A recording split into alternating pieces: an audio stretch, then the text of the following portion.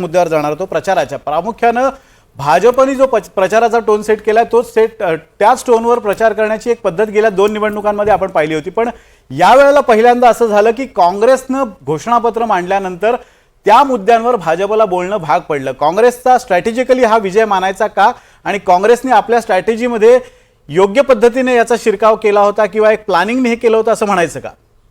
नाही, या वेळेला काँग्रेस मागच्यापेक्षा अधिक चांगली लढली यामध्ये काही शंका नाही. म्हणजे मागच्या 2 निवडणुकांपेक्षा व्यूहनीती म्हणून, प्रचार म्हणून किंवा एकूण विरोधकांना ऍडजस्ट करणं म्हणून या सगळ्या पातळ्यांवर काँग्रेस मागच्यापेक्षा नक्की चांगली लढली, हे अतिशय स्पष्ट आहे.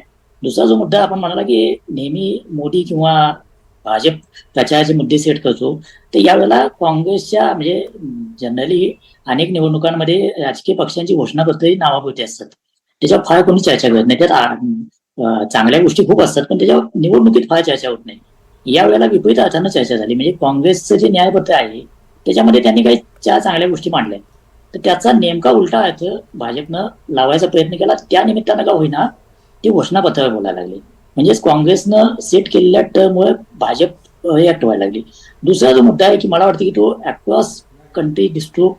महाराष्ट्रात पण तो अनेक ठिकाणी दिसला. महाराष्ट्रात आपण प्रामुख्यानं ठेवलो त्यामुळे निश्चितपणे सांगू शकतो की भाजपला जर 400 जागा मिळाल्या तर भाजप घटना बदलेल. या प्रकारचा जो काही प्रचार सुरू झाला कदाचित तो सुरू करणार नाही वाटलं नसेल की त्याचा इतका परिणाम होऊ शकतो, तर तो परिणाम निश्चितपणे दिसत होता. आणि त्याला काउंटर करताना मग आम्हाला 400 जागा कशासाठी पाहिजे तर आरक्षणामध्ये मुसलमानांना आणू नये म्हणून अशा प्रकारचं काही ते एक विचित्र नॅरेटिव्ह प्रस्थापित करण्याचा प्रयत्न भाजपने केला. म्हणजे काँग्रेसनं उपस्थित केलेल्या मुद्द्यांना भाजपला उत्तर द्यायला लागली, पण ती उत्तर देताना त्यांनी स्वतःच्या सोयीनं दिली. म्हणजे त्याला त्यांनी काय म्हणता येईल की इंटेलेक्च्युअल डिस्कोर्स म्हणून उत्तर दिली असं अजिबात नाही, मुद्दे खोडले असं अजिबात नाही. पण एक आपल्या सोयीचं आणि तिची काही कोर मतपिढी आहे की काही भाजपनं केलं तरी चांगलंच आहे म्हणणं, त्यांना आवडेल अशा पद्धतीचं नॅरेटिव्ह सेट करायचा प्रयत्न केला. ते त्या मतपिढीला आवडणारच होतं. मुद्दा त्याच्या पलीकडे त्याचा प्रभाव पडलाय का? तसा पडला असेल तरच या इतक्या मोठ्या प्रमाणावर जागा येतील, पण तसा पडलाय असं प्रचार ते काय आपल्याला जाणवलंय. त्यामुळं ही निवडणूक निश्चितपणे मुद्दे सेट करण्यामध्ये विरोधकांचा सहभाग मोठा होता. म्हणजे अरविंद केजरीवालांनी एक प्रश्न विचारला की मोदींच्या 75 वर्षानंतर कोण अगदी आणि योगींना तुम्ही 6 महिन्यानंतर घालवणार. या सगळ्यावर भाजपला उत्तर द्यायची वेळ आली ना. यापूर्वी असं घडत नव्हतं. यापूर्वी कधीही विरोधकांनी काही बोललं तर मोदी किंवा भाजप त्याच्यावर उत्तर देत होतं, असं फारसं घडत नव्हतं. या सगळ्या विरोधकांनी उपस्थित केलेल्या मुद्द्यांना भाजपला उत्तर द्यावी लागली आणि तो या निवडणुकीतल्या मागच्या 2 निवडणुकांपेक्षा निश्चितपणे वेगळेपण आहे.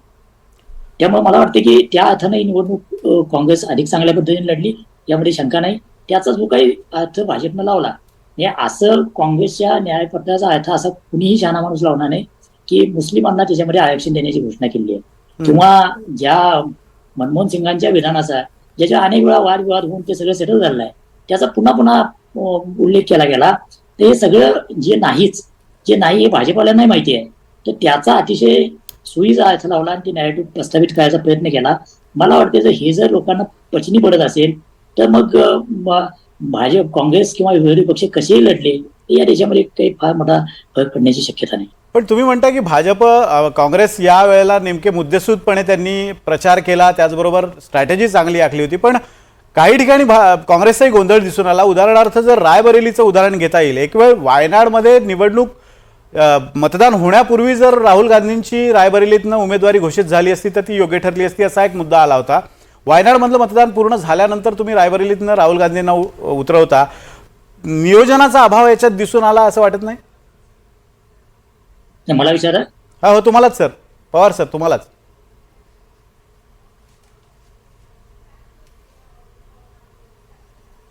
श्रीराम पवार सर तुम्हालाच विचारतोय मी की तुम्ही एकीकडे म्हणताय की काँग्रेस असं म्हणते काँग्रेसनी मुद्देसूदपणे ही निवडणूक लढवली किंवा नियोजन उत्तम केलं होतं, पण दुसरीकडे जर पाहिलं तर वायनाड आणि रायबरेली हा जो गोंधळ राहुल गांधीच्या उमेदवारीवरनं घातला तो ऐन वेळेला नियोजनाचा अभाव होता असं त्यातनं चित्र निर्माण झालं होतं, असं वाटत नाही तुम्हाला?